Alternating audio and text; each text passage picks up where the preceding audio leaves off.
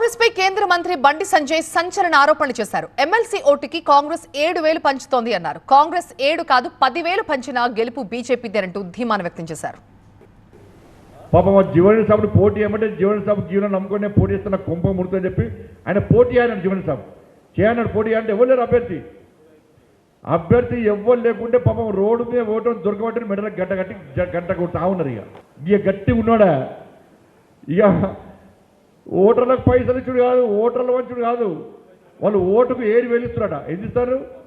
7,000 రూపాయలు ఇస్తున్నాడ. 7,000 నుంచి 10,000 రూపాయలు కవర్లో పెట్టి పంచుడు స్టార్ట్ చేసినాడు. 7,000 నుంచి 10,000 ఒక్కొక్క కవర్లో పెట్టి ఇక పంచేది వంచున్నాడు. నేను మా అంజనా చెప్పిన, నువ్వు ఏం టెన్షన్ పడకన్నా, నువ్వు ఆరాంసే ఉండు. మా కార్యకర్తలకు కరీంనగర్లకు గట్టే మా కాంగ్రెస్ వాళ్ళు బీఆర్ఎస్ వాళ్ళు పొట్టు పైసలు పంచారు.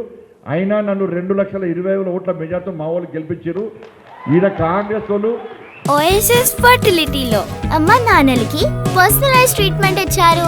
In the good hands of science. Mummy daddy అవ్వాలంటే ఓఎస్ఎస్ కి కాల్ చేయండి.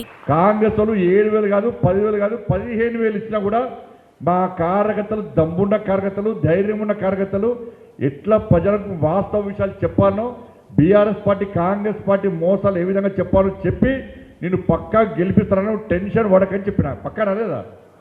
పక్కా కదా? ఇలా 7,000 10,000 రూపాయలు ఇచ్చి మేధావుల ఓట్లు కొందామని కాంగ్రెస్ పార్టీ అనుకుంటే ఇలా దేశవ్యాప్తంగా చర్చ జరుగుతుందన్న.